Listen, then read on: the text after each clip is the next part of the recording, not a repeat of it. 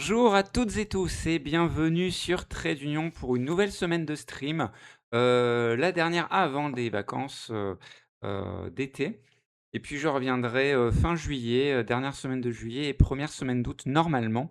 Tout ça est conditionné évidemment également à mes recherches, d'emploi. Donc on verra pour ça. En tout cas pour l'instant je stream. Ici c'est un stream éminemment politique, puisque voilà, vous l'avez vu, dès le début de l'intro là, j'ai mis de la batucada, départ de la manif imminent. Ici, on rejoint un cortège de manifestations toutes et tous ensemble et voilà, on essaye de le faire grossir, au du mieux que l'on peut. Faire le plus de bruit possible, porter nos revendications, bien haut et bien fort et voilà. Et on essaye aussi de faire du lien, entre les différentes formes d'oppression, via une certaine idée de l'intersectionnalité, via également le fait qu'on prend en compte, toutes les formes d'oppression. Ça me paraît important et voilà. Et ensuite, qu'est-ce qu'on va faire? Ben, aujourd'hui, on va parler, tout d'abord du NPA, nouveau parti anticapitaliste, l'anticapitaliste, donc le NPA, qui a pris sa décision pour, l'élection, présidentielle. Donc je vais oups, pardon pour le petit bruit. Donc je vais vous en parler, voilà, puisque la décision a été, communiquée hier. Dans la journée et que ça fait suite à un long processus. Donc je vais revenir sur tout ce processus pour, finalement, ben, vous expliquer, vous lire la décision qui a été prise, le communiqué en tout cas. Voilà, parce que le reste, la décision un peu plus détaillée, je ne suis pas sûr à cette heure d'avoir, le droit de la communiquer. Mais bon, le communiqué en soi, il est assez, assez limpide et je pourrais expliciter un petit peu, mais voilà. En tout cas, c'est une décision qui va avoir, des comment dire? Une importance politique, vraiment majeure en la période, je pense. Une décision conséquente et qui va faire parler également, c'est bien et là, on va pouvoir, partir en campagne, on va dire, pour l'élection présidentielle. De quelle manière? Eh bien, restez sur le stream pour le savoir ou avancez un petit peu la vidéo sur YouTube si vous voulez un peu tricher. Normalement, j'ai mis les timecodes, les chapitres là, le chapitrage sur YouTube. Je le mets systématiquement, sur la chaîne VOD. La chaîne VOD, donc c'est, point d'exclamation rediff. Voilà et donc vous pouvez aller regarder tous les replays. Sur Twitch, il reste qu'une semaine, hein, donc je les mets sur YouTube également. En plus en chapitré, donc confort de lecture, hein, vous pouvez seulement regarder ce qui vous intéresse. Évitez de vous taper, mes intros, de l'enfer et la batucada pendant 15 minutes qui vous mange le cerveau et qui après vous vous avez le rythme dans la tête toute la journée, le la musique dans la tête toute la journée. Mais c'est une stratégie évidemment, c'est une stratégie marketing pour que vous reveniez. Non, pas du tout, c'est pour faire une petite DA, manifestation que je fais ça. J'espère que c'est réussi et là bientôt, alors j'ai retrouvé une sorte de grand drap blanc, vous savez des fois en manifestation, les militants et militantes s'en servent pour faire une sorte de banderoles ou se les mettre dessus en mettant des choses au marqueur ou autre ou à la craie et j'ai des craies, effaçables à l'eau donc on va pouvoir mettre des comment dire? Des slogans, des petits dessins de points levés, je suis très nul en dessin, ça va être catastrophique, mais on va voir et voilà, faire un truc, vraiment top. Voilà, on va voir. Peut-être accrocher sur le micro là aussi un autocollant. Je vais voir, je vais voir. C'est des idées que j'ai en tête, mais encore une fois, à chaque fois, j'ai pas le temps de les réaliser ou sinon il faut que je commence le stream en retard et je peux pas trop me le permettre parce que, en tout cas pas le lundi et le mardi. Le jeudi, et le vendredi, je peux un peu plus. Et j'aime bien avoir une régularité également pour vous, qui êtes susceptibles après de suivre ce stream régulièrement. C'est vrai que la régularité, c'est plutôt pas mal. Savoir que quand on est disponible à cette heure, on sait que tel streamer, va être en direct, telle streameuse, donc ça, c'est pas mal. Voilà un peu pour aujourd'hui et après avoir, disserté sur cette décision du NPA, on fera, peut-être une pause. Donc la pause ici, c'est l'heure des prises de parole de la manifestation, donc et des revendications qu'on porte bien haut et bien fort. Donc vous pourrez sur le chat, si vous, il y a des gens sur le chat déjà et si vous voulez, vous exprimer, eh bien, exprimez vos revendications pendant la pause. Sinon, s'il n'y a personne, eh bien, je ferai une mini pause et puis, on continuera le stream pour le react. Donc le react également, vous aurez le choix, s'il y a des gens sur encore une fois sur le chat, vous aurez le choix sur, en sondage sur le chat pour choisir entre 3 vidéos. Donc il y a une vidéo, sur le désenfantisme, c'est une vidéo d'Histoire crépue, donc qui fait un peu l'actualité, je pense et qui est en lien avec également, l'antiracisme, évidemment, et l'anticolonialisme. Le décolonialisme même, je dirais. Il y a une interview de Clémence Guettet sur France 3. Là aussi, c'est pour se tenir au courant de la campagne parce que la France insoumise est une force incontournable à gauche. C'est la force qui a le plus de chances de faire quelque chose électoralement parlant, on va dire. Donc, c'est important de voir tout au long, comment, ces porte-paroles s'expriment, ce qu'elles disent et ce qu'elles mettent en avant dans la campagne. Voilà, donc c'est pour ça que j'ai présélectionné cette vidéo et sinon un petit sketch, voilà, un sketch fraîcheur de Juliette Arnaud, je l'ai pas vu le sketch, sur, les matrones, un sketch, qu'elle a fait sur, Radio Nova. Voilà, donc on va commencer tout doucement avec enfin tout doucement, non, fort avec, le NPA. Alors attendez, que je prépare un peu mes scènes là. La scène, je sais pas la chanson. Allez, allez, allez, allez. NPA alors. NPA, capitaliste, voir un peu plus de aussi le journal, des fois il y a des articles.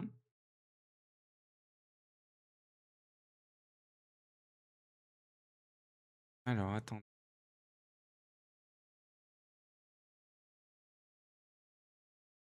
tout. Alors, je viens vous retrouver, quelque chose.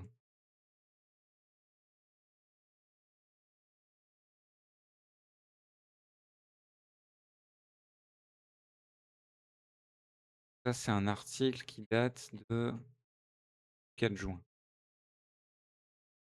Il y a les plateformes, OK. Prépare un peu, hein, le truc, hein.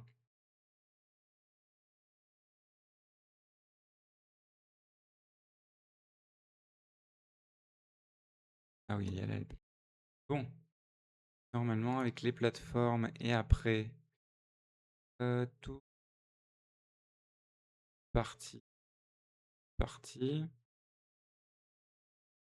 Non, il y a pas encore, la décision, elle a pas été, elle a sûrement été envoyée à la presse. Ah si, elle est communiquée là. Est-ce qu'il y a le communiqué? Pas encore. Donc le communiqué, il nous est parvenu par mail, en tant que militants et militantes, mais pas encore,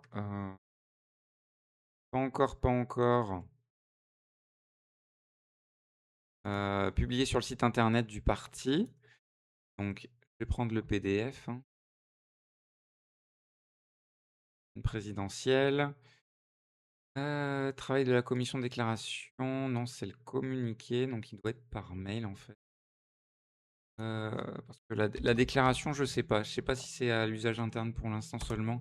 Donc dans le doute, le communiqué est communiqué, c'est publié généralement, donc pas de risque.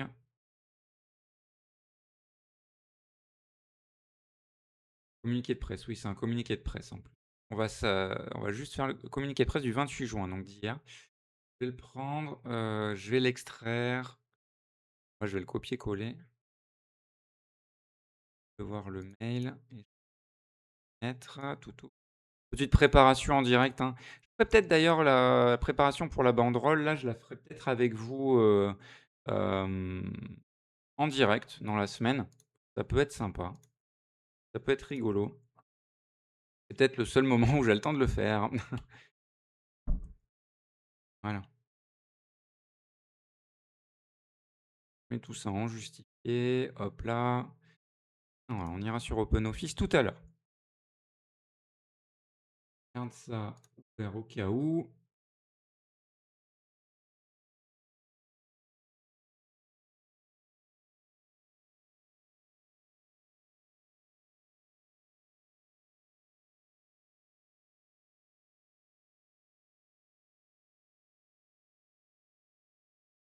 Beaucoup de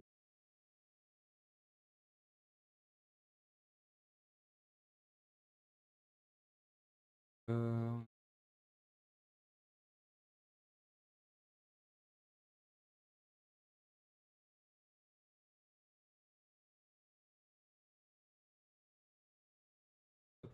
ça écrit. Alors, un texte là de base là, hein, organiser la discussion.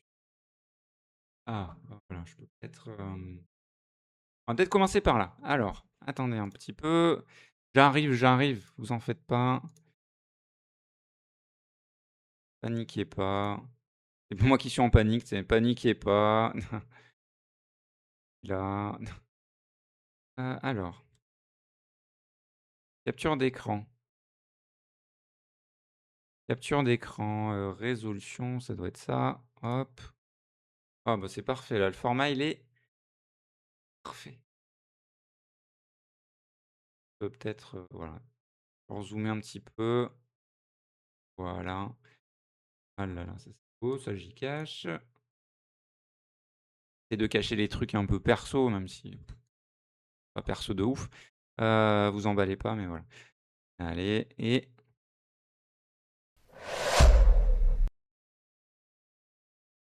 c'est parti. On va parler donc, du nouveau parti anticapitaliste, l'anticapitaliste. Vivement qu'on change de nom de parti.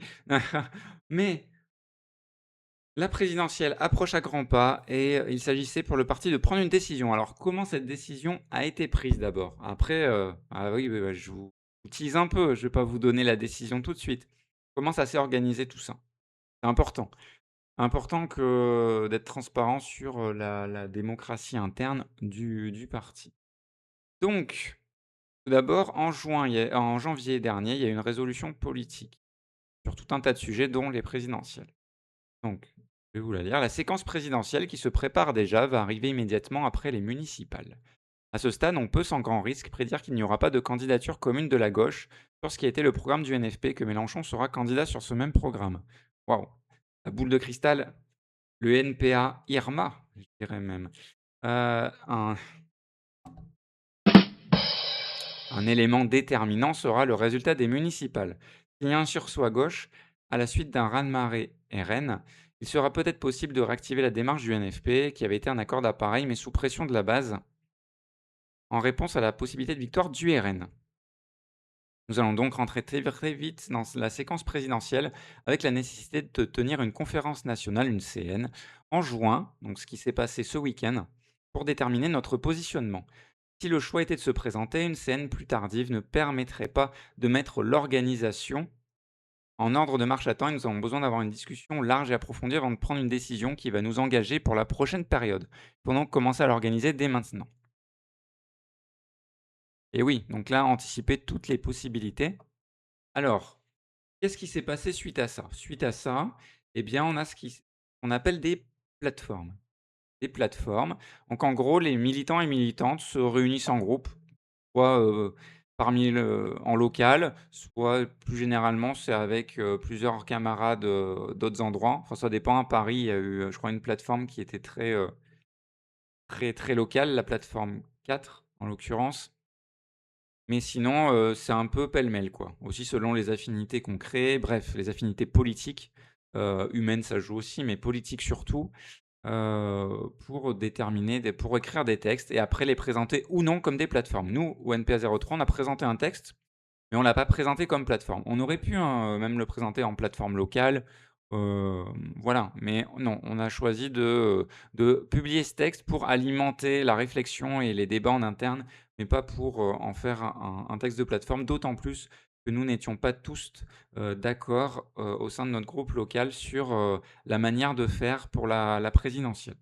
Et ce qui est bien franchement, les débats, ils sont très profonds et j'ai jamais eu, des discussions politiques aussi profondes qu'au nouveau parti anticapitaliste.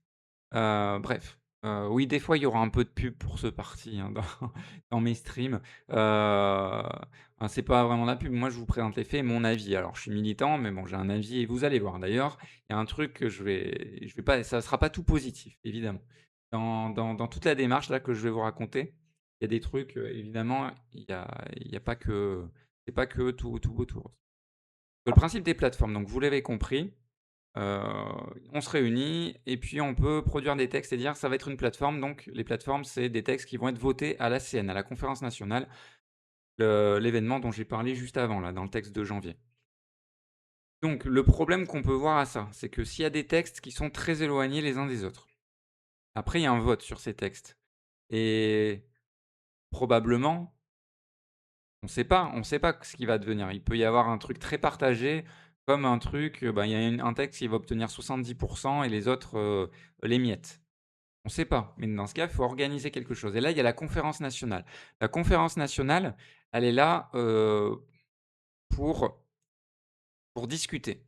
Pas p juste pour acter le vote. Elle acte évidemment le résultat des votes de tous les militanteux, qui votent après pour leur plateforme favorite. Mais également, il y a une discussion entre les différentes délégués des plateformes pour trouver, comment dire? Trouver un point d'équilibre, si besoin est. Et là, vous allez voir que besoin était. Donc là, j'ai sélectionné en haut plateforme 1, plateforme 3. Parce que je peux pas vous les partager. Je pense parce qu'ils n'ont pas été partagés dans le communiqué de presse. Hem, mais en gros, hem, la plateforme 1 et la plateforme 3 ont remporté le plus de voix. Alors c'était, alors attendez, je vais vous retrouver ça. On panique pas. C'est moi qui panique. Ah! Hem, ah mais c'est sur mon téléphone en fait.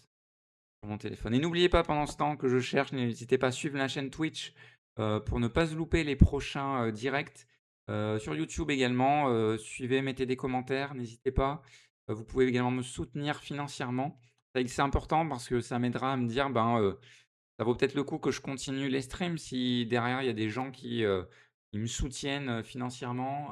Aussi ça m'aidera à améliorer certaines choses. Voilà, à communiquer, à avoir une meilleure communication sur les réseaux sociaux, c'est-à-dire à également peut-être, alors je sais pas sur des contenus comme ça si on peut, mais à promouvoir les contenus, à sponsoriser les contenus. Voilà, donc ça peut m'aider à vraiment, et nous aider collectivement à vraiment que ce stream prenne de l'ampleur et faire en sorte de développer, d'autres formats également, d'avoir des invités, ici. J'ai plein d'idées pour des invités et cetera. N'hésitez pas. Alors, j'en étais, oui. La galerie. Galerie?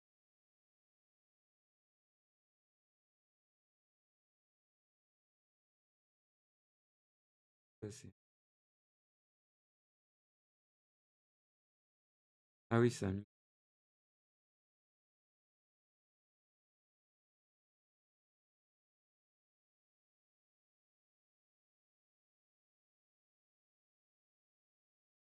alors voilà, la plateforme 1 et la plateforme 3, donc elles ont réuni alors il y avait pas beaucoup de votants, hein, franchement, c'était un peu décevant. Il y a, un peu moins de 700 votants là, au débeauté, je dirais. Sur 2 500 militants et militantes à peu près, il me semble. Donc c'est vraiment pas beaucoup. Ça il y a vraiment un travail militant à faire de ce côté-là. Voilà, mais c'est pas évident. Alors, il y a en gros 37. Il y a une quasi-égalité à quelques voix près, entre la plateforme 1 et la plateforme 3, 37. Après plateforme de 2 et plateforme 4, 19, enfin quasiment 20. Et il y a des plateformes locales qui ont fait 3, voilà, notamment la plateforme des camarades du 42 de la Loire. Oups, pardon. Donc, en gros, qu'est-ce qui s'est passé? Donc il y a les plateformes qui ont été publiées. Elles ont été partagées en interne. Il y a eu des bulletins intérieurs. Donc les bulletins intérieurs, c'est des trucs en fait où chaque militant ou chaque, groupe de militants et militantes peuvent, donner leur avis. Écrire des textes pour donner leur avis. Ça alimente la réflexion, le débat et en effet, ça a été, très efficace, je trouve, parce qu'il y a eu des débats, a assez intéressants sur les avantages et les inconvénients des différentes plateformes. Donc maintenant que j'ai parlé de ça, les différentes plateformes, quoi qu'est-ce? La plateforme 1. La plateforme 1, c'était en gros, on va la lire de toute façon, donc on va la lire. Mais les plateformes 1 et 3, c'est les plateformes unitaires. C'est les plateformes où, ben, on soutient la candidature, de Jean-Luc Mélenchon et après il y a des nuances entre les 2 plateformes. Des nuances assez fortes d'ailleurs, hein. Tellement fortes que pour moi la plateforme 1 et la plateforme 3 étaient, assez opposées. Moi j'ai voté pour la plateforme 1, je suis assez content et je suis assez content du résultat final que je vous lirai. Hem et et j'avais voté contre la plateforme 3 et je m'étais contre la plateforme 2 aussi et je m'étais abstenu sur la plateforme 4. La plateforme 4, c'était la plateforme pour, présenter quelqu'un et en l'occurrence une candidate à l'élection présidentielle. Voilà. Mais, tout en essayant de construire un front unitaire. Voilà et je pense que c'est d'ailleurs, sur les 4 plateformes, le front unitaire, c'est quelque chose qui est assez, assez commun. Sauf la plateforme 3 qui, même si elle y est favorable, mais je trouvais qu'elle ne se donnait pas les moyens d'y parvenir vraiment. Voilà, mais c'est mon avis. Bref, du coup la plateforme 1 et la plateforme 3, ben, quasi égalité. Donc ce qu'elles ont en commun, c'est de soutenir une candidature, la candidature, qui rassemble le plus les masses objectivement, c'est-à-dire la candidature de Jean-Luc Mélenchon, tout en étant très critique évidemment sur la France insoumise et sur son candidat.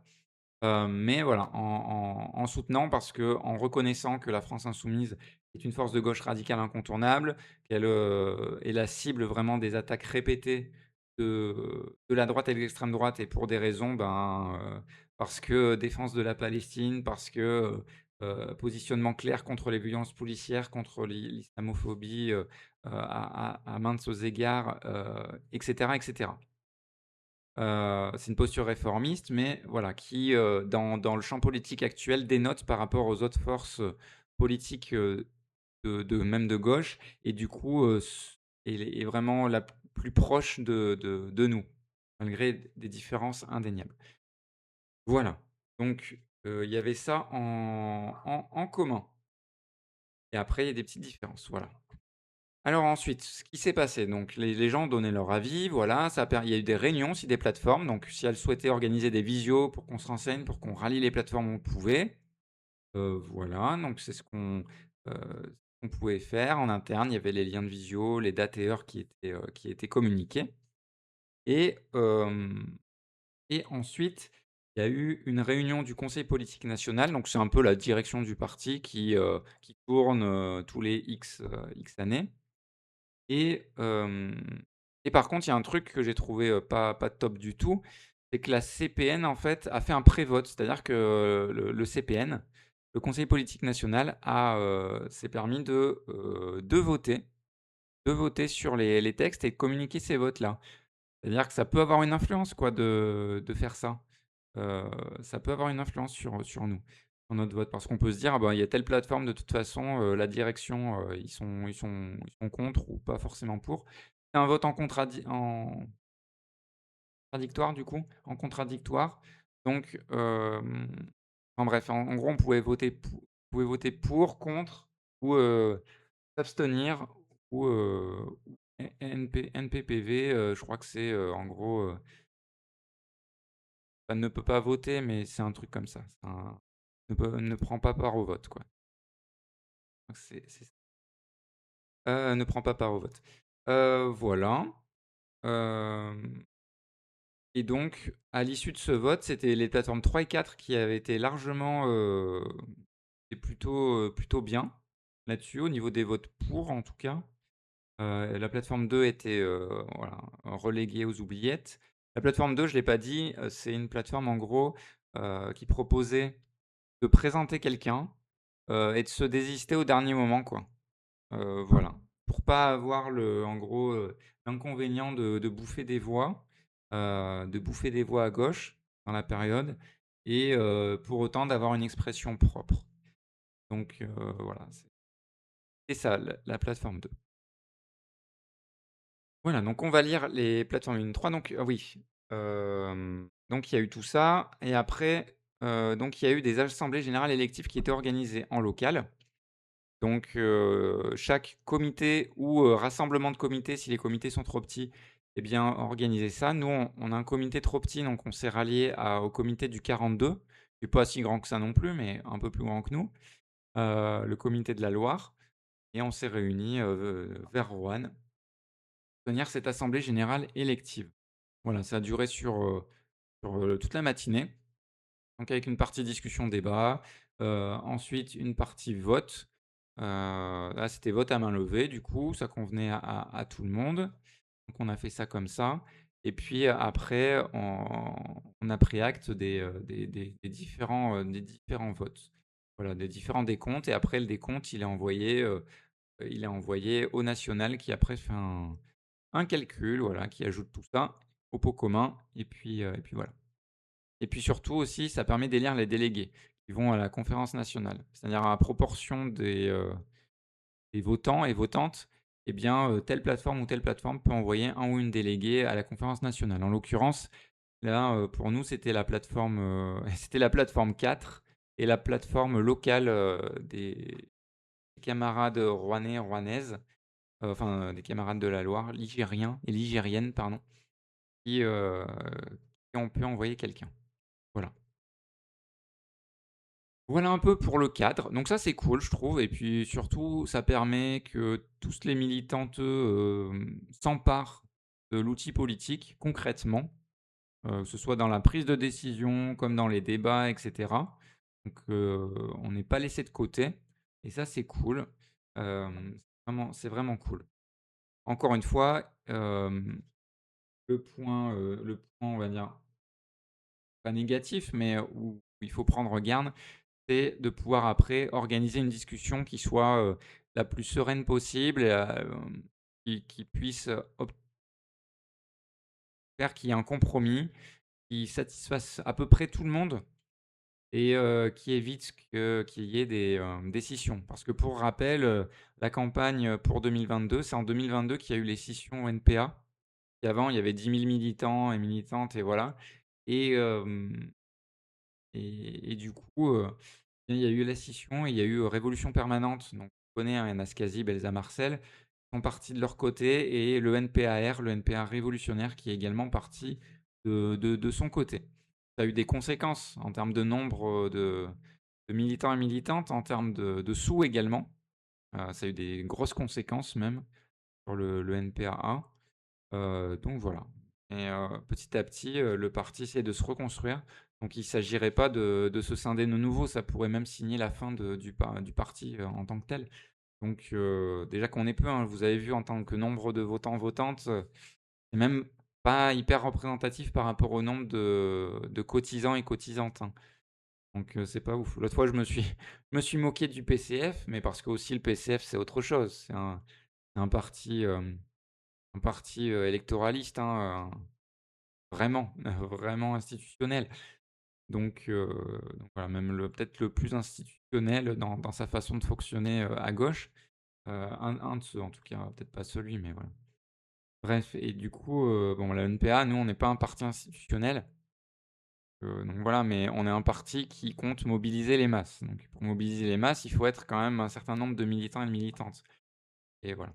Et c'est pas facile en ce moment. Bref, néanmoins, ça s'est très bien passé à la conférence enfin, je sais pas les débats, mais en tout cas de ce que j'ai vu du communiqué et tout, ça a l'air de s'être bien passé à la conférence nationale. On va voir la suite, les bulletins intérieurs et tout. Mais qu'en pensent les plateformes 2 et surtout la plateforme 4 qui était vraiment, pour une candidature. Donc c'est surtout vis-à-vis de cette plateforme qu'il faut aussi, enfin tâcher de trouver des solutions qui conviennent. On va voir si d'ailleurs dans le communiqué, s'il y a des choses qui pourraient convenir. Je pense que oui, mais bon après, faut voir si les camarades de la plateforme 4 sont OK avec ça. Ça, j'ai pas d'infos à cette heure-ci. Voilà. Il y a peut-être une scission qui s'opère là, je sais pas. Non, je pense pas honnêtement, je pense pas qu'il y ait une scission. Il y a une tendance, il y a pas de fraction là pour l'instant, pas de comment dire? De scission en vue dans le parti, je pense pas. C'est juste une tendance, qui s'est formée l'année dernière. Alors, bah, maintenant on va lire les plateformes 1 et 3, donc celles qui ont recueilli le plus de votes, en France. Et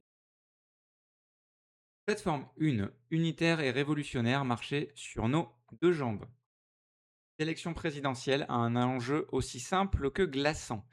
Le RN, donc Rassemblement national, va-t-il s'emparer du pouvoir? La question est d'autant plus grave que, dans la Ve République, la fonction présidentielle écrase toute forme de contre-pouvoir. Alors que l'extrême droite contrôle aujourd'hui de nombreuses municipalités et une grande partie des médias, elle pourrait prendre le contrôle de l'appareil de l'État, ouvrant des perspectives dramatiques pour le monde du travail, pour les femmes et minorités de genre, pour toutes les personnes racisées. Une réponse à hauteur du danger. À la hauteur du danger. C'est parce qu'il est conscient de ce péril que le NPA, l'anticapitaliste, a décidé depuis 2022 de mener une politique clairement unitaire et révolutionnaire, y compris sur le terrain électoral. Donc là, c'est vraiment pour se démarquer par rapport aux autres forces révolutionnaires qui, elles, en gros, rejettent en bloc les institutions. Hem, voilà. Même si, ça m'a étonné de RP. RP, compte en être aussi. RP, sont dans la majorité municipale de Bali Bagayoko via, l'avocate Elsa Marcel. Hem, voilà. Mais ils sont plutôt, ouais, sur une perspective, très, ce qu'on appelle gauchiste, donc très, très révolutionnaire, très, aussi, ils essaient de faire aussi pas mal d'entrisme dans le syndicalisme, parmi les collectifs et cetera, et vraiment de pousser pour RP, quoi. C'est pas, là j'essaie de décrire et de pas juger, ça, hein. C'est une position qui peut s'entendre. Et le NPAR, voilà, on les voit moins que RP, donc c'est un peu compliqué. Mais en gros, ouais, ils rejettent en bloc les institutions. Là, ils y participent, assez peu d'ailleurs à tout ça. Hem Et du coup, pas de ligne unitaire, vraiment une ligne, NPAR propre. Et surtout, une grosse différence également, je pense, c'est dans tout ce qui est, lutte contre toutes les formes d'oppression où, RP et NPAR, en tout cas actuellement, de ma lecture des choses, sont concentrés sur, la lutte, la lutte des classes, dans le sens, le prolétariat contre la bourgeoisie, et le reste des luttes, c'est des luttes un peu pour elles et eux qui sont subsidiaires. Et donc, heu, en gros, tu la lutte des classes, tu la remportes, et ben, les autres oppressions sauteraient, quoi. Pour être très synthétique, hein, sur, sur le schéma de pensée. C'est un peu plus profond que ça, mais voilà. Donc très, marxisme traditionnel, quoi. Alors que le NPAA justement, est un peu plus, je trouve, a fait un pas en avant, salutaire. C'est pour ça que j'ai rejoint ce parti d'ailleurs, hein. C'est par rapport à ce pas en avant, à la fois, unitaire révolutionnaire et puis lutte contre toutes les formes d'oppression, et vraiment en tenir vraiment compte dans tout, heu, dans tout ce que fait le parti. Alors, une réponse à hauteur du danger. C'est parce qu'il est conscient de ce péril, hein, on l'a lu ça. Donc on en était là. Elle vise à répondre à la fascisation en construisant sur les bases les plus radicales possibles une large alliance capable de faire reculer l'extrême droite, en offrant une alternative crédible aux politiques libérales qui la nourrissent. En 2024, la création du NFP, Nouveau Front Populaire, a validé notre orientation, en montrant que l'unité du monde du travail et de ses organisations, sur la base d'un programme de transformation sociale et écologique, constituait une arme efficace contre le RN. Oui, les résultats donc l'ont démontré. Présenter une candidature du NPA à l'anticapitaliste à cette élection présidentielle serait une rupture avec cette politique. Une telle candidature ne répondrait ni à l'aspiration unitaire largement présente dans notre camp social, ni aux enjeux de la période. De plus, la quête des parrainages nous détournerait de ce qui doit être notre tâche essentielle, mettre en place les cadres unitaires de résistance à la fascisation. Moi, je partage ce point de vue-là. et dans le sens également où, on n'est pas le nombre de militants et militantes qu'on était avant et hem et là, on le voit d'ailleurs dans la participation à la conférence nationale et au vote. Compliqué, hein. 500 signatures, quand tu es à peine, 700, militants et militantes, investis en France. Ça veut dire qu'il y en a qui vont faire des centaines de kilomètres là pour aller rencontrer les maires, hein. C'est non, c'est pas cool du tout et du coup, ça bloque pour faire, d'autres campagnes, hein, à part les camarades de Paris qui sont un peu partout à la fois, mais sinon par chez nous, c'est pas possible. En fait, on n'a pas la même sociologie militante, soit Paris, les grandes villes, ailleurs, quoi. Sociologie militante des grandes villes, ben, des étudiants et des étudiantes, beaucoup, avec, également des retraités, des vieux de la vieille de la LCR, en gros et sociologie militante, en dehors, beaucoup plus variée, on va dire. J'ai vu les camarades de la Loire ou de la Creuse ou d'ici, de l'Allier, voilà, c'est vraiment varié et c'est cool que ce soit varié d'ailleurs. Du coup, il y a des gens avec des vies de famille et cetera, des vies professionnelles et donc forcément le temps militant est un peu plus contraint. Donc il y a ça aussi. Bref, mais de toute façon, c'est vrai qu'il y a l'aspiration unitaire et c'est compliqué à ce titre-là. Même s'il y a des arguments pour une candidature qui peuvent s'entendre également. Alliance ou ralliement? Si les appareils de gauche poursuivent leur dynamique actuelle, ils seront incapables de proposer une candidature commune susceptible de barrer la route à l'extrême droite. Nous serions alors amenés à soutenir non pas la candidature unitaire que nous aurions souhaitée, mais une candidature d'unité partielle, qui ne serait reconnue que par une fraction de la gauche. À l'heure actuelle, Jean-Luc Mélenchon fait une proposition d'alliance populaire. Donc ça, c'était alors la proposition il y a quelques mois, hein. Mais il est trop tôt pour en mesurer la dynamique, la capacité à agréger des forces significatives et pour évaluer s'il s'agit d'un rassemblement ou d'une offre de ralliement. Ben, pour l'instant, c'est plutôt le deuxième. Mais c'est à nous de construire, le fait que l'offre de ralliement se transforme en rassemblement unitaire. C'est un rapport de force à gauche qu'on doit jouer. Négocier une participation à la campagne de Mélenchon ne doit pas devenir un ralliement qui nous priverait d'une véritable indépendance d'expression et d'action. Il faudra donc une nouvelle évaluation à l'automne de la situation. Mais nous ne restons pas spectateurs. Au contraire, nous cherchons à peser en défendant la construction d'un front antifasciste qui rassemble tous les mouvements sociaux conscients du danger mortel de l'extrême droite et de la nécessité d'une candidature de rupture capable d'incarner ce rassemblement.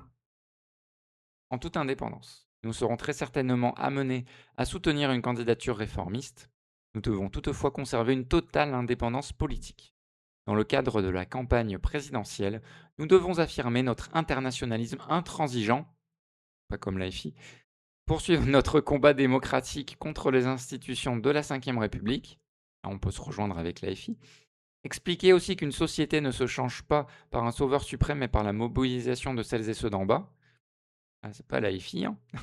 Défendre nos mesures écosocialistes, ça peut être, négocié avec l'AFI, je pense. Ils ne sont pas contre, des négociations programmatiques.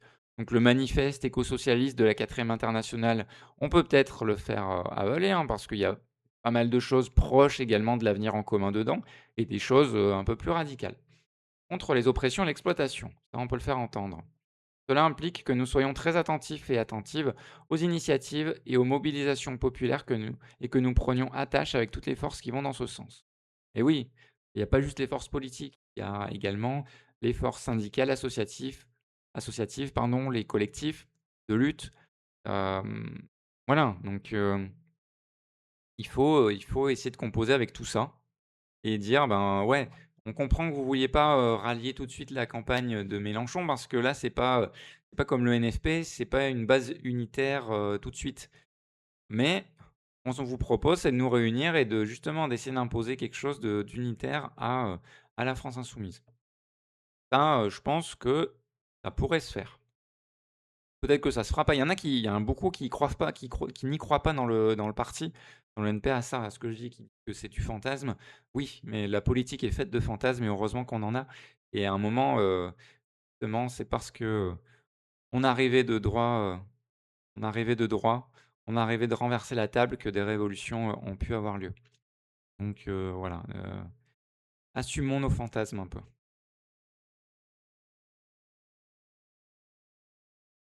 Faudra-t-il mener une campagne indépendante en soutien à une candidature de gauche? On va voir que ça va être, peut-être le cas. S'engager dans des comités de base aussi. Les conditions seront-elles réunies pour que nous puissions participer à une direction de campagne? A priori non, pas pour l'instant en tout cas. La FI a dit non pour l'instant à ça. À ce stade, nous ne maîtrisons pas toutes les données. Donc là, c'était il y a quelques mois, hein, je rappelle, hein, donc voilà. C'est pas hier que ce texte a été produit, hein. Et si vous venez d'arriver sur le stream, déjà bienvenue et puis, n'hésitez pas, à l'issue de ce stream, à regarder un peu le début pour avoir un peu tout le lore, tout le contexte de ce que je suis en train de lire là. Et sinon sur YouTube, sur la chaîne Trait d'Union, VOD, vous pourrez, revoir tout ça assez vite. Alors, hein, et nous avancerons donc en fonction de l'évolution de la situation, de l'avancée des décantations, des propositions concrètes qui nous seraient faites. Oui, on va s'adapter. Il peut y avoir aussi un mouvement social à la rentrée, on n'est pas à l'abri avec tout ce qui se passe et il faudra être prêt et prête. D'ici l'automne, les différentes discussions que nous devons mener avec LFI, donc la France insoumise, mais aussi avec les organisations de la gauche radicale, les courants unitaires du PCF, Parti communiste français, ou des Verts, ou des secteurs du mouvement social permettront d'ajuster notre dispositif de campagne. Alors le PCF est en discussion en ce moment. Il y a eu un vote, hein, je l'ai rappelé, j'en ai parlé la semaine dernière, n'hésitez pas à revoir ça. J'ai fait des shorts, hein, assez courts qui résument un petit peu les choses, mais surtout j'ai fait une analyse assez longue d'1 heure. N'hésitez pas à aller remater ça sur la chaîne YouTube. Là encore, hein, point d'exclamation, rediff sur le chat. On le remet. Voilà. Pour aller voir ça. Les Verts, bah, il y a les Verts populaires qui sont sur une ligne unitaire. Et là, ça se disloque de tous les côtés. Et des secteurs du mouvement social, donc j'en ai parlé. En tout état de cause, notre stratégie doit être conditionnée par notre engagement unitaire, outil indispensable de la lutte antifasciste, et notre orientation révolutionnaire qui nous impose de défendre notre propre programme. Voilà, pas s'oublier en chemin, mais pour autant, on acte qu'il y a un gros risque que le Rassemblement national, donc que le fascisme arrive au pouvoir en 2027 par les urnes, et que, ben, après, avec la constitution de la 5e, nos lois autoritaires que le néolibéralisme via Macron, a mis en place, durant 10 ans, les lois antisociales et tout, c'est un très bon terreau, hein, pour l'extrême droite, hein. Bon, l'extrême droite aura juste à appuyer dessus, hem, sans avoir trop, en fait, même sans avoir l'Assemblée nationale, l'extrême droite pourra faire du mal, hein, hein. Il y en a qui disent: «Ouais, mais après il y a les législatives au pire». Ouais, les législatives au pire jusqu'à ce qu'ils mettent en place, une forme de proportionnel bizarre là qui les avantage et et surtout, ben, déjà avec les outils de la 5e, les outils hyper présidentialistes, et compagnie, les lois qui sont déjà en place, qui peuvent vraiment être utilisées d'une façon fasciste, hem et qui sont déjà, utilisées de façon, on va dire, pré-fasciste et très autoritaire. Ben, ça ferait du mal donc et on a vu Trump 2, hein, ça a sidéré les gens là-bas, alors qu'il y avait moyen de se préparer. Que Trump, il avait dit: «Ouais, il y aura des décrets, machin, je vais faire sauter ci, ça et ça». Mais ça a sidéré beaucoup de gens là-bas, hein. Que quand Trump, s'est fait élire une deuxième fois, eh bien, ça a été le rouleau compresseur, hein, très vite, très, très vite. Donc attention, attention, le pouvoir étatique est très puissant. Et nos institutions sont pas protectrices, hein. Voilà.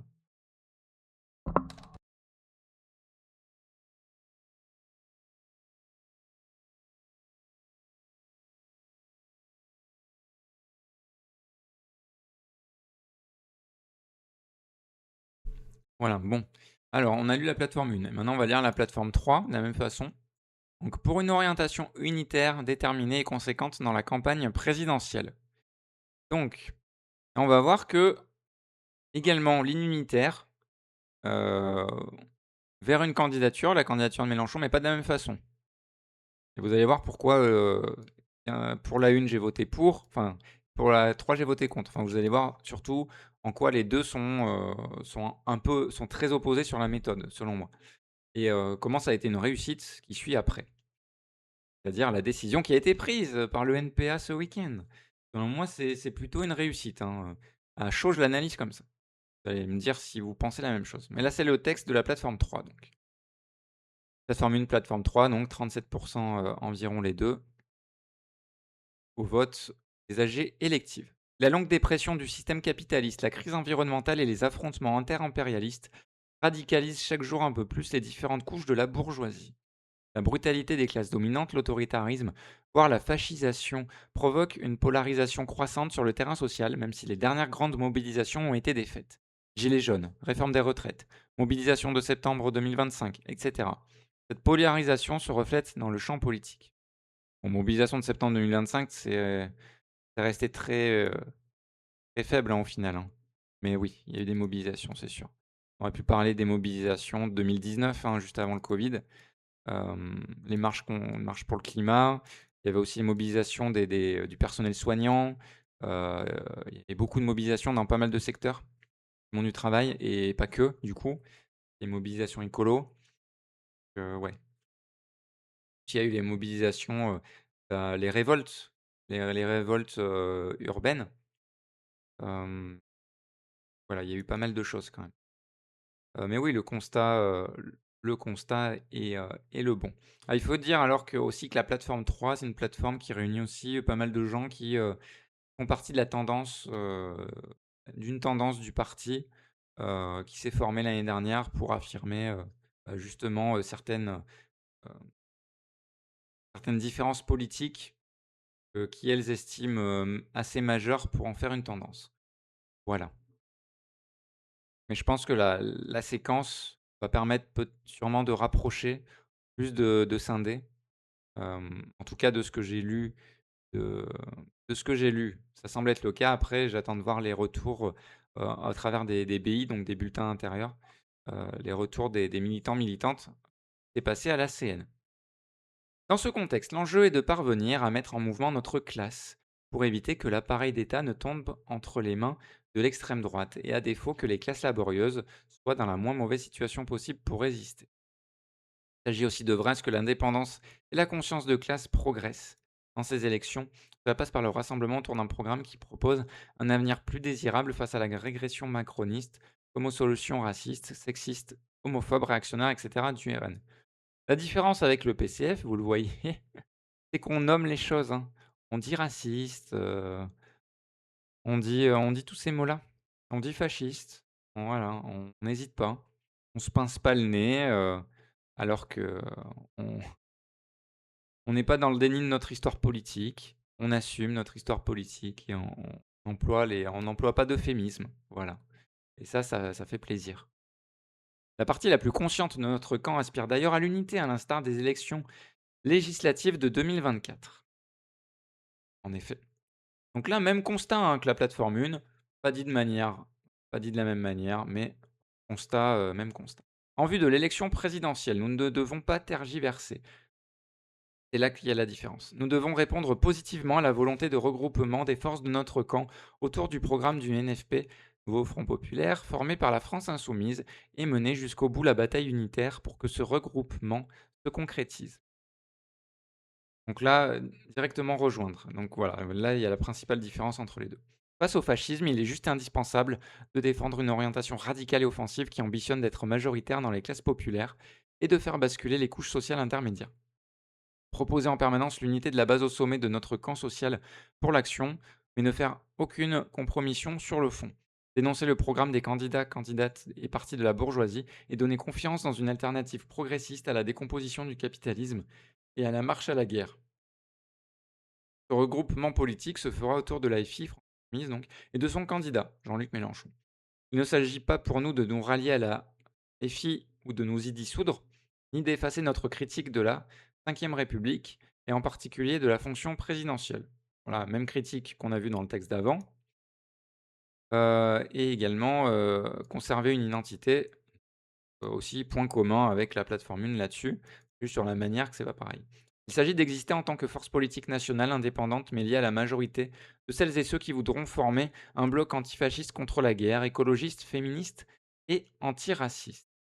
Dans ce cadre, nous continuerons à défendre nos positions, ne pas s'enfermer dans le champ institutionnel, mais construire les luttes sociales et politiques dans la séquence qui vient, la nécessité d'un parti où la démocratie est structurée, d'organiser de façon sérieuse l'autodéfense populaire face à l'extrême droite, très important, une articulation entre le mouvement social et les organisations politiques, une politique de front unique conséquente de la base au sommet, notre conception de l'internationalisme contre toute vision chauvine, l'articulation entre exploitation et oppression. Là, tout est dit. Moi, je suis plutôt d'accord avec tout ça. C'est juste que je pense que sur la méthode, ça ne permet pas d'arriver à ces objectifs-là et à pouvoir défendre ces positions-là. Ça, c'était mon avis. Je peux avoir tort, c'est clair, mais voilà. Nous n'avons pas d'intérêt séparé de ceux de notre classe, y compris du point de vue de la construction de notre organisation. Dans la situation actuelle, il n'y a rien à gagner à disputer l'espace réduit de l'extrême gauche avec Hello, lutte ouvrière, RP Révolution permanente et le NPR révolutionnaire, NPAR, avec le risque d'échouer à réunir les 500 parrainages. Notre orientation, qui nous paraît la plus juste et même la seule réaliste, ça va les chevilles, implique de mener une discussion sérieuse sur la place du NPA dans le regroupement à construire autour de la campagne de la LFI, plutôt LFI parce que là, la France insoumise, non. Voilà, à travers un accord politique. Cela veut également dire que nous partons sur le terrain pour populariser la candidature commune dès cet été afin que les maires qui nous font confiance soutiennent notre orientation. Alors, là, le but, c'est aussi de se mettre en mouvement rapidement. C'est aussi un argument qui est fort, alors que la plateforme 1, en effet, c'est une façon de se mettre en mouvement, mais pas directement dans la campagne. C'est-à-dire, voilà, on veut bien répondre à l'appel de la France insoumise, mais il y aura des conditions et à côté de ça, on veut surtout construire le front unitaire. Moi, je préfère cette approche-là, que de se lancer tout de suite, mais je comprends la volonté, heu, peut faire nécessiter dans le parti de se lancer dans quelque chose d'enthousiasmant. Dès la fin de la conférence nationale, il faut appeler à constituer l'arc de force le plus large possible pour cette campagne unitaire et interpeller toutes les forces de notre camp social qui pourraient défendre cette orientation. Voilà.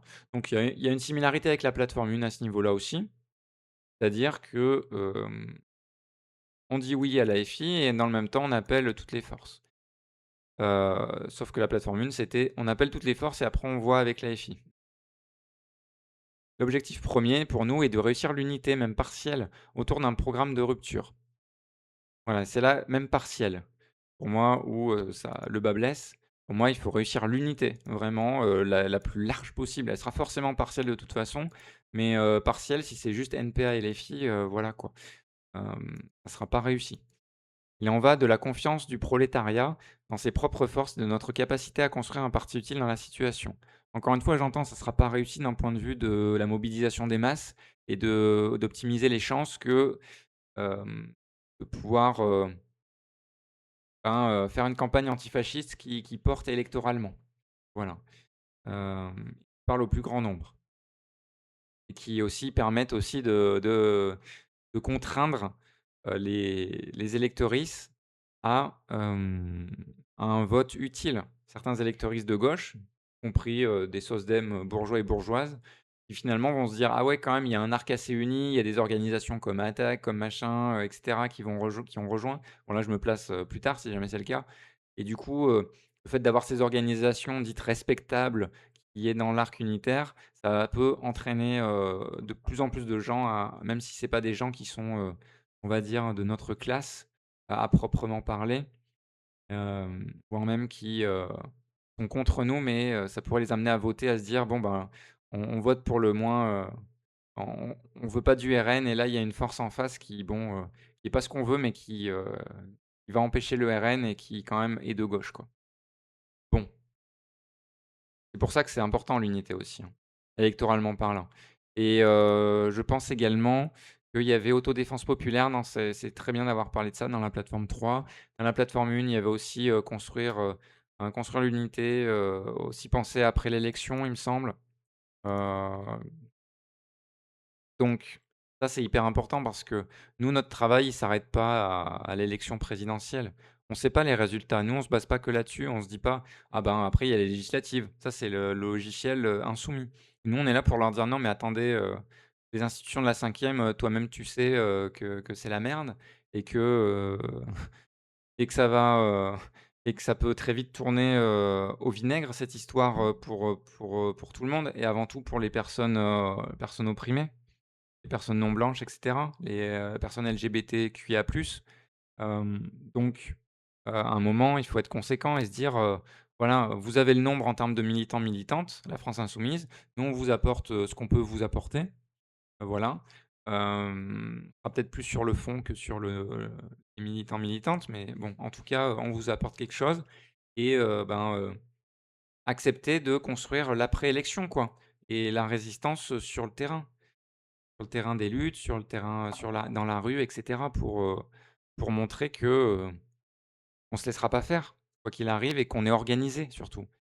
Et organiser les gens, les conscientiser par rapport à ça.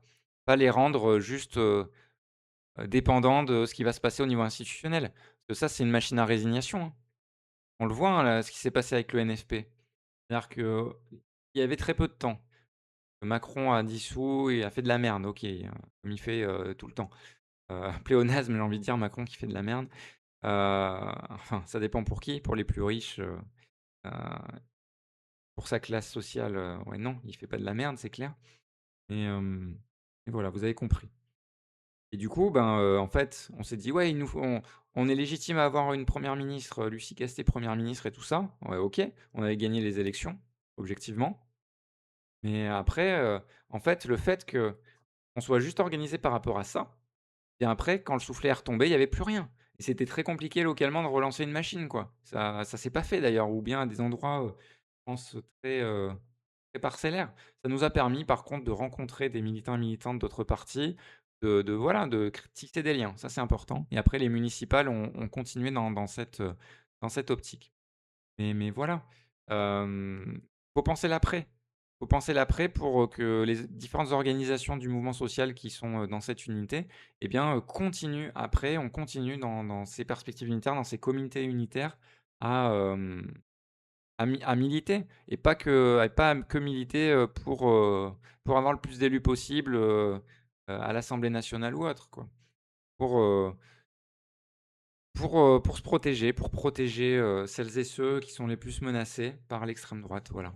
Parce qu'il y a un air brun dans le pays, on le sait et ça peut très vite dégénérer, quoi. Ça peut très vite, être très violent.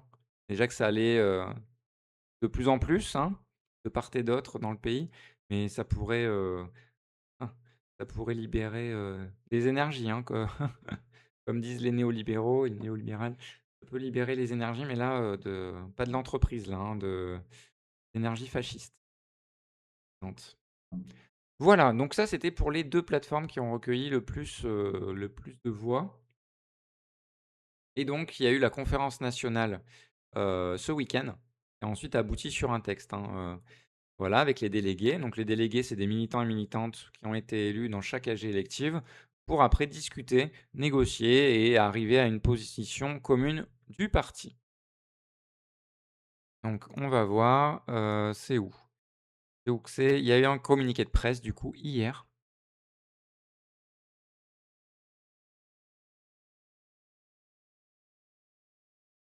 Voilà, je vais vous le mettre. Alors, changer. Tata. Voilà, là vous voyez tout. Peut-être un petit peu zoomé et du coup, c'est un peu plus à gauche, voilà. Je reprends un peu d'eau.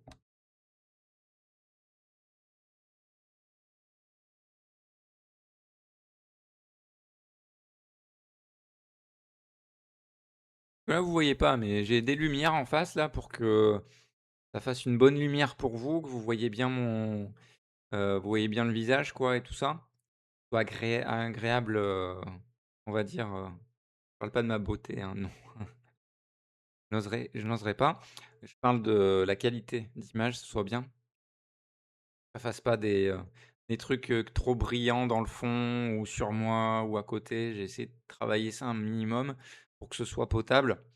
Donc, hem, donc communiqué de presse qui date d'hier. Donc on y est, la décision du NPA pour l'élection présidentielle de 2027, ça a été pris hier. suite au vote, aux discussions, à tout le processus dont j'ai pu parler juste avant, ou qu'est-ce qui va se passer? Je vous lis ça, le communiqué de presse. Présidentielle 2027, front antifasciste pour la victoire de la gauche de rupture, unitaire et révolutionnaire. C'est parti.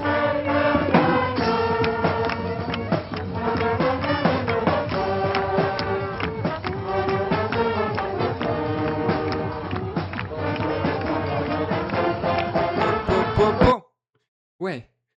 Donc un front antifasciste, et oui. Donc pas de candidate, pas de candidature pour cette élection pour l'NPA. C'est vraiment la décision à retenir puisque, vous le saviez, depuis maintenant de nombreuses campagnes présidentielles, il y a d'abord eh bien, le NPA anciennement et après avant ça, la LCR présentait des candidats aux élections présidentielles. Les plus connus étaient du coup, les 2 derniers qui sont des porte-parole, du parti, Philippe Poutou et Olivier Besancenot, enfin qui étaient porte-parole du parti. Là, ça va être renouvelé, ils vont peut-être redevenir un porte-parole du parti, je n'en sais rien. Mais voilà. Du coup, hem, du coup, c'est un coup de tonnerre et qui marque, selon moi, qui est conséquent dans la période que, front antifasciste et oui, il y a le risque fasciste et voilà, il faut rallier, le plus de monde possible dans la lignée du NSP, dans la lignée de ce qu'est le NPAA depuis 2022.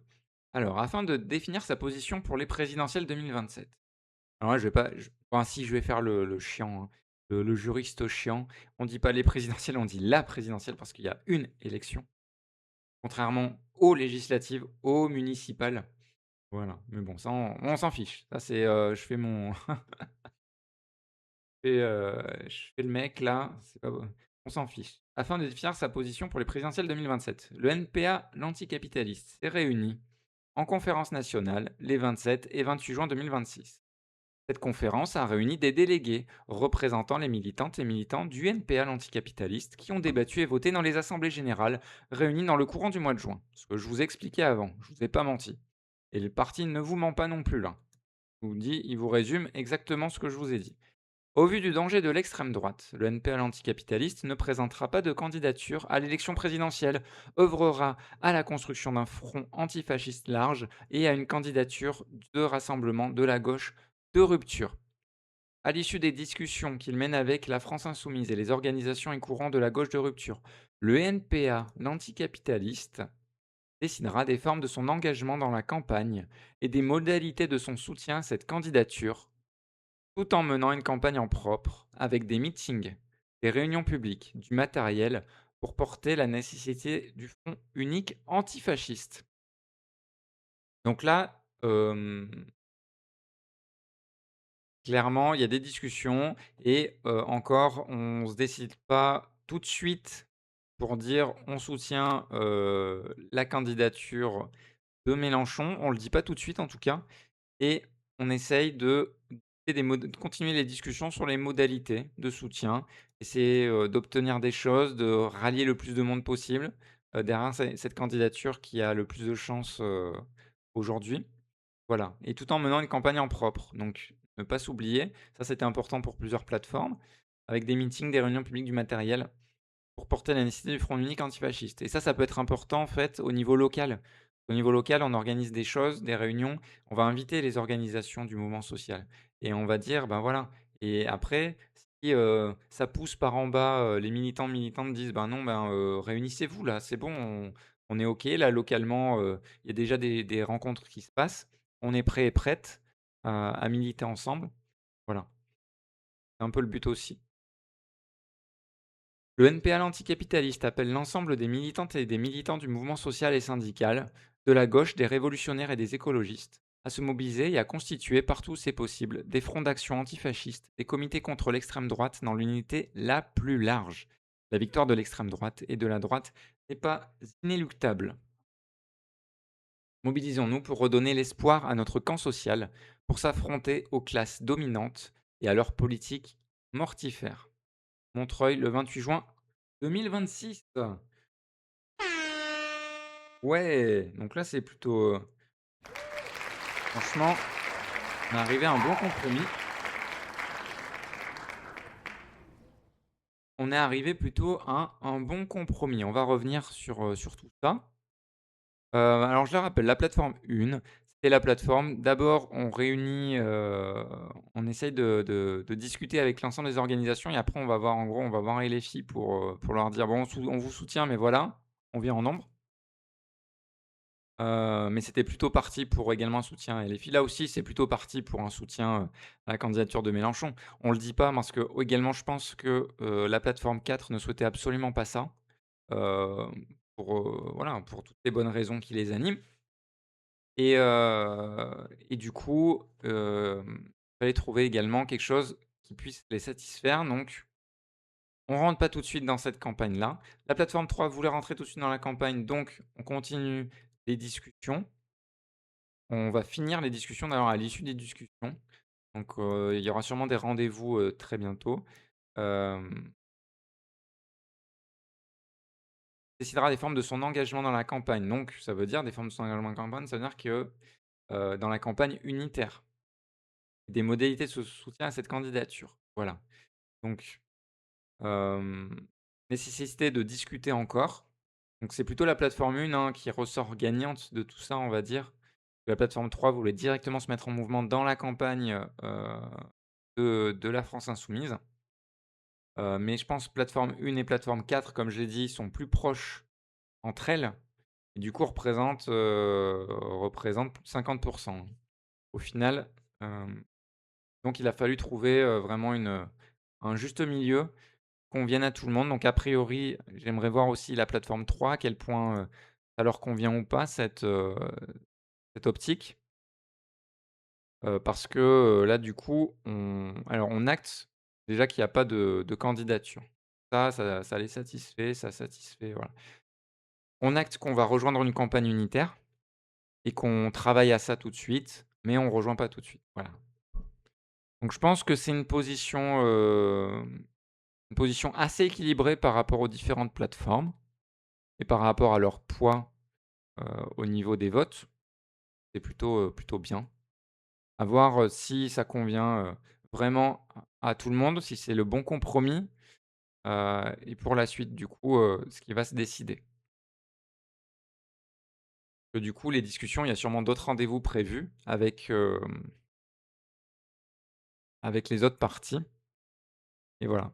Donc là, surtout les courants de la gauche de rupture, donc courant, j'imagine courant politique, tu vois? Les courants unitaires au PCF et les Verts, voilà. Plus la France insoumise. Hem Et on discute avec eux. Par contre, les organisations du mouvement social, on verra après. Donc c'est en ça que, peut-être il y a, un compromis qui est fait, que c'est pas la plateforme 1, simplement quoi. La plateforme 1, c'était, voilà, on va vraiment discuter avec tout le monde. Là non, on discute avec déjà les organisations politiques.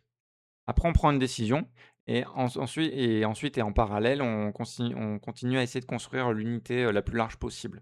Dans le cadre d'un front antifasciste et surtout à la base quoi. À la base, faire des comités, assez larges, hem, avec, toutes celles et ceux qui le voudront, qui le veulent bien et puis voilà. Donc là, notre tâche localement là, dans le 03, dans l'Allier, plus particulièrement là où j'habite à Vichy, ça va être vraiment de contacter aussi en parallèle les différentes forces et dans l'été et d'essayer de nous réunir, pourquoi pas à la rentrée, pour, acter un comité, c'est-à-dire un groupe large de campagne antifasciste, voire voilà, essayer d'organiser en commun, des événements, des actions militantes, des réunions publiques, sachant que les réunions publiques, on peut aussi les organiser nous, être à l'initiative, voilà. Voilà pour tout ça. Donc moi, je suis plutôt content parce que c'est un peu la ligne que je défendais qui, qui l'emporte et en plus avec un bon compromis qui a été trouvé apparemment. Même si encore une fois, on n'a pas le retour des camarades de l'ACN, donc j'attends leurs textes avec impatience pour voir si vraiment, ça s'est bien passé au niveau des discussions. Globalement, parce que des fois les débats peuvent être animés, mais faut qu'ils se passent dans le respect quand même. Des camarades, on n'est pas face à des adversaires politiques, hein. On est entre camarades, donc voilà et par le passé au NPA, ça a pas toujours été, même dans un passé proche, les discussions ont pas toujours été, cool. on va dire, loin de là. Hem, avec des attaques ad hominem, des trucs, qui reproduisent des formes d'oppression et cetera. Vraiment, des trucs horribles. Donc hem, donc voilà, j'espère que ça a pas reproduit ça, ce week-end-là. Il y a la nécessité, du front antifasciste, donc à nous d'être à la hauteur en interne également à ça. Et c'est aussi là où c'est un peu risqué d'avoir ces comment dire? Cette pratique, vraiment très démocratique et c'est vraiment, hem, au niveau des discussions, quoi. Faut que tout se passe bien, que ce soit bien cadré et cetera. Vraiment, vraiment, vraiment. Donc j'espère que ça l'a bien été, ce week-end-là.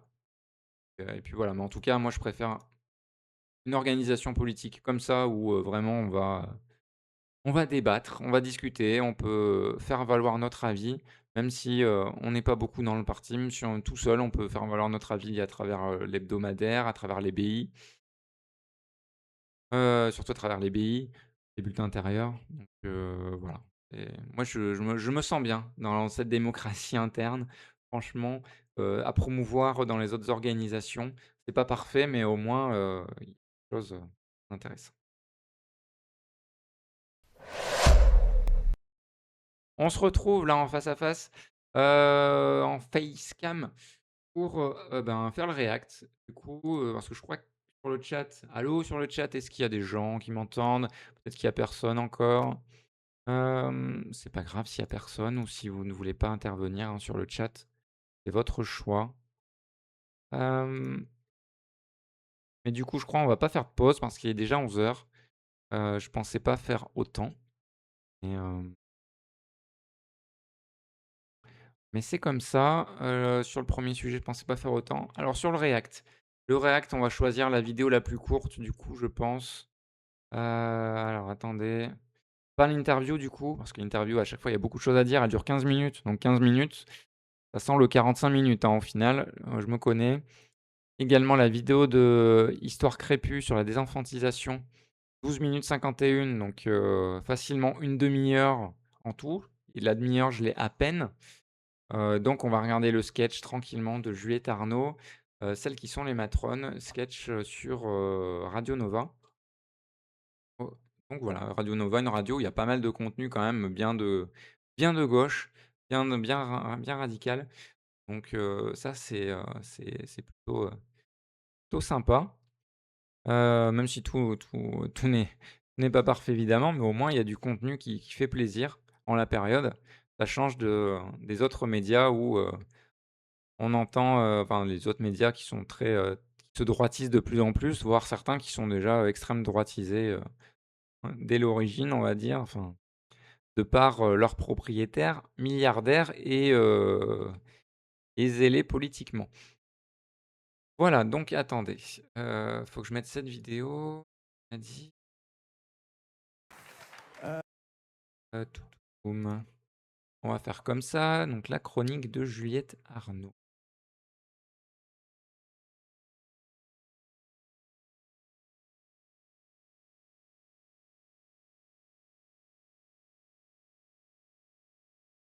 Hein, ouais, c'est pas mal comme ça. On va voir si je modifie un peu.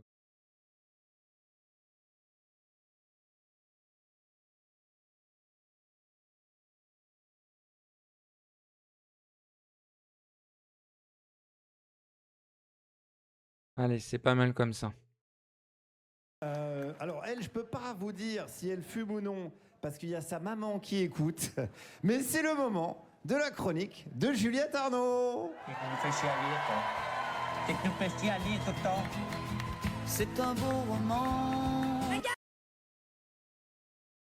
Moi, ce monde qu'il y a, pour aller voir le direct de Radio Nova, il y a vraiment pardon, j'ai entendu le bruit de ma gourde là. Il y a vraiment, ouais, ils sont où en plus? Ils sont à Mazères-sur-Sala. À Mazères-sur-Sala, il y a autant de monde. Ah, il y avait plus de monde qui sont venus que de nombre d'habitants, habitantes dans le village, c'est pas possible là, waouh! Grosse démonstration de force pour une émission radio là, comme ça. En plus, une radio, Radio Nova, c'est une radio, je pense qui émet que dans l'Île-de-France quoi, dans ce coin-là. Moi, je capte pas Radio Nova à Vichy, hein. Vous captez vous Radio Nova dans vos patelins? Moi, je capte pas, hein. Je capte pas Radio Nova, hein. Je regarde sur YouTube, hein, je les capte sur YouTube, hein. Comme beaucoup, je pense, hein. Comme beaucoup, comme beaucoup parce qu'ils ont vraiment bien communiqué là-dessus, sur les réseaux, sur YouTube, heu, voilà. Juliette Arnaud. Le saviez-vous? À Mazères-sur-Salate, il y a une chapelle dite de la Sainte Matrone. Elle a été bâtie durant la seconde moitié du XIIe siècle. Elle est isolée du village, elle est robuste, elle est sobre et elle est toujours là. Moi, je l'aime bien ce mot matrone qui vient du latin et ça voulait dire mère de famille, femme mariée, mère de famille. Et je l'aime bien ce mot matrone malgré l'usage courant parce que Ah, l'usage courant, c'est attendez.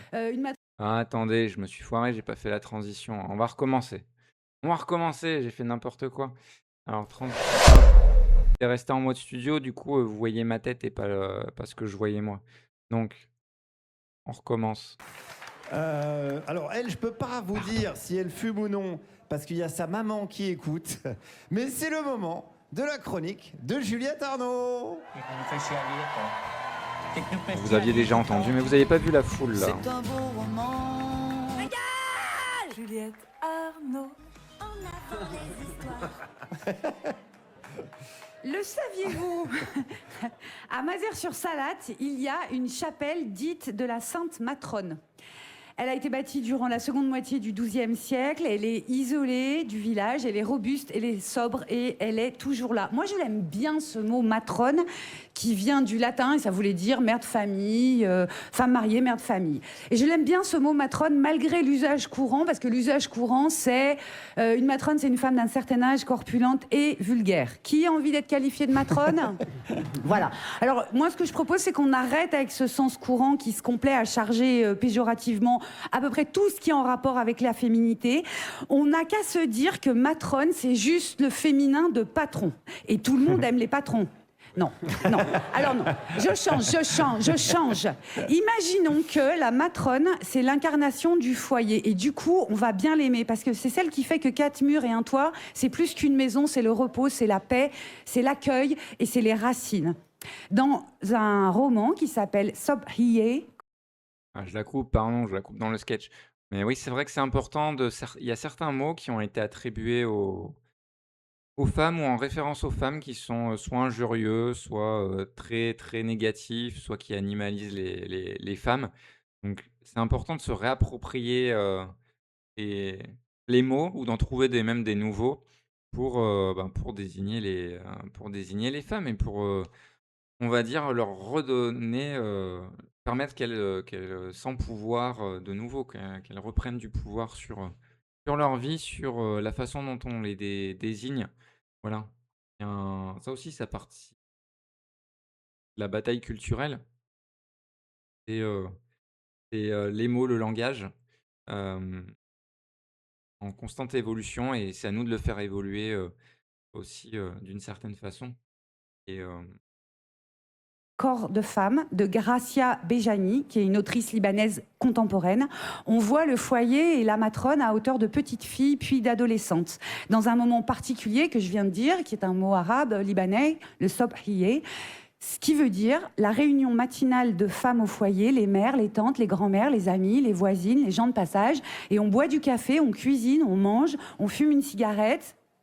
Et puis surtout, on parle. Je cite l'autrice, café fumant, rire haut, conversation en désordre. On parle librement. Pourquoi librement? Parce que les hommes ne sont pas là. Alors c'est le moment où...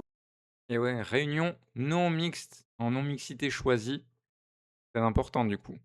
Parce que ouais, souvent la présence d'hommes, y compris dans les réunions politiques, c'est pour ça qu'également, ça fait le lien avec avant, avec ce dont j'ai parlé avant, parce que également on nous a fortement incité à envoyer des délégués EES, délégués femmes, à la conférence nationale.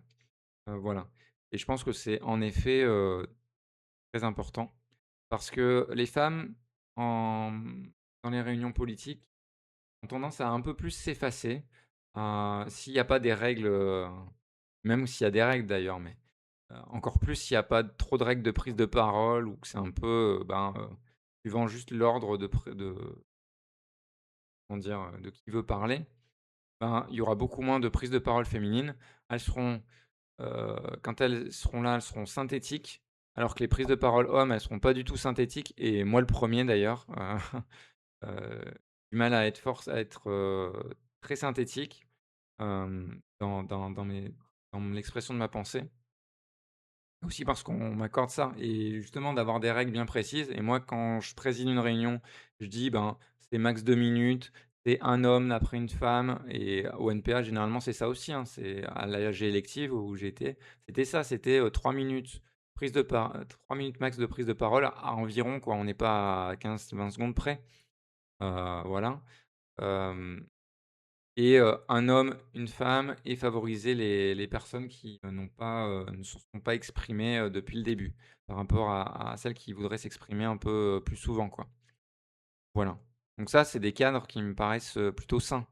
Mais également les cadres en non mixité choisis, pour moi, c'est également à développer parce que la parole qui va s'exprimer ne sera pas la même, hem, dans un cadre uniquement, féminin, vraiment. Et c'est pour ça que c'est important d'avoir également ces réunions-là. Où les petites écoutent pour essayer de comprendre qu'est-ce que c'est la vie d'une femme au Liban, à Beyrouth, dans les années 70, juste avant la guerre et puis pendant. Une petite fille dit « Les histoires des femmes m'intriguent bien plus que les disputes politiques qui agitent les gestes des hommes. Les histoires des femmes, ce sont toutes les histoires. Et le Sobhiye favorise celles où les petites entendent parler du corps des femmes, d'où le titre « Leur corps et ce qu'il deviendra, ce qui peut lui arriver, ce qui en est attendu. » Et évidemment, dans des contextes en plus, hem, où le corps des femmes subit un contrôle, d'État assez fort, eh bien, c'est d'autant plus puissant politiquement d'avoir un outil politique tel qu'une réunion, en non-mixité choisie. Là, le fameux SOB-IE dont parle enfin le fameux, je le connaissais pas avant, mais le SOB-IE je dois très mal le prononcer, pardon, dont parle Juliette Arnaud. Tacitement est évoqué. Le reste est dans un silence soudain. Les matrones ne savent pas toujours comment le défendre, ce corps, ou les défendre, les petites filles. Et puis, dans un roman de 2012 de l'écrivaine américaine Toni Morrison, prix Nobel de littérature, un roman qui s'appelle Home, les matrones, encore une fois, elles sont en groupe, ne sont pas les personnages principaux du roman. Home, c'est d'abord l'histoire de Frank, qui est un vétéran noir de la guerre de Corée, qui en revient comme de juste absolument traumatisé. Il a quasiment un élevage de syndrome de stress post-traumatique, mais à une époque où le concept est balbutiant, non repéré, non soigné. Frank s'est occupé de sa petite heure toute sa vie, hors année de guerre. Et puis il apprend en revenant de la guerre que la petite est mourante. Alors il prend la route pour tenter de la sauver. Effectivement, lorsqu'il la retrouve, si, sa sœur, elle est pas bien. Je commence par l'euphémisme, elle est pas bien, puis on va y aller frontalement. Si était au service d'un toubib blanc et elle s'est retrouvée souris de laboratoire gynécologique de son patron, fan d'eugénisme. L'eugénisme, c'est l'idée d'améliorer la race humaine par une sélection génétique. Que du bon. Et si Frank la soutire des griffes de son tortionnaire et qu'ils sont revenus tous les deux at home dans leur village de naissance, ce sont les matrones du village qui seules ont les moyens de sauver véritablement Si. Et en commençant d'abord et avant toute chose par chasser Frank hors de la vue de sa sœur, tout le temps de sa potentielle guérison. C'est son frère aimant et son sauveur, certes, mais c'est un homme également. Et Si, elle n'a pas besoin de ça. Et puis les matrones se relaient autour de Si, elles font groupe aussi, apportant leurs crochets, leurs tricots, leurs broderies. Je cite l'autrice, au beau milieu de leurs allées et venues, tandis que Si écoutait leurs propos, leurs chansons, écoutait leurs instructions, elles n'avaient rien d'autre à faire, hormis leur prêter l'attention qu'elles ne leur avaient jamais accordée auparavant. De sorte que je voudrais que sur ma tombe, il y ait un petit panneau qui indique « Ici, c'est Sobhiye à toute heure, venez discuter sur moi, s'il vous plaît ». Juliette Arnaud, merci beaucoup Juliette. Juju 2027, hein, on peut voir dans le public des panneaux, même une sorte de tifo.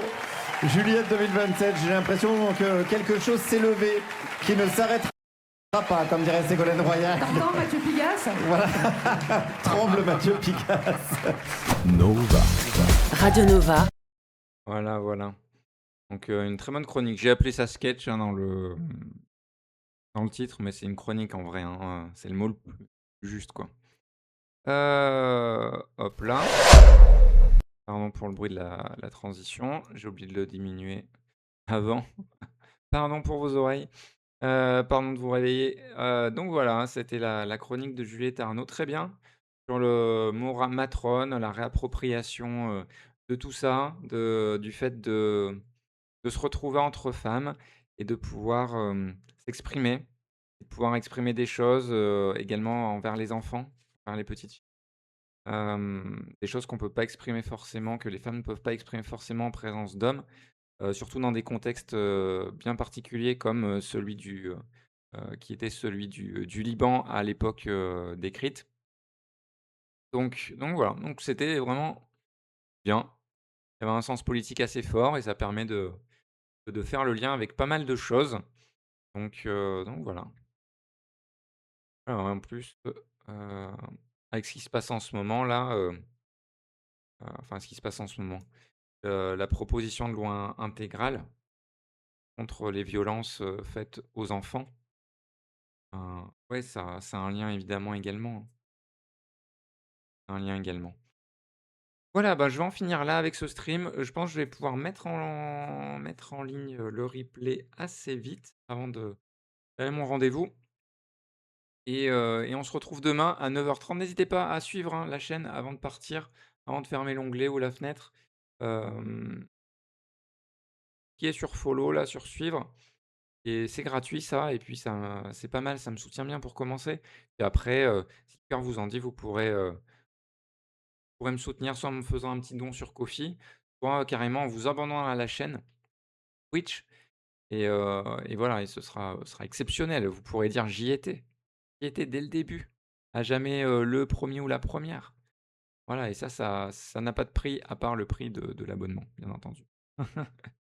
Voilà, bon, je vous remercie d'avoir suivi ce stream. On se retrouve, demain matin, également à 9h30. Également un stream, qui durera, voilà, un peu moins de 2 heures, je pense et puis, je sais pas de quoi on parlera demain. On parlera pas NPA demain, promis, hein, on en a parlé aujourd'hui, mais on verra. Peut-être que je ferai le stream, DIY là avec la bâche, on verra. Faut que je sorte la bâche, les craies et tout, donc on va voir et que je trouve un angle de caméra cool avec la webcam. Aussi, il faut que j'ai le temps de faire ça, pas que le stream commence à 10h30 quoi. Moi, je suis assez lent pour faire ces choses-là. Voilà, bon.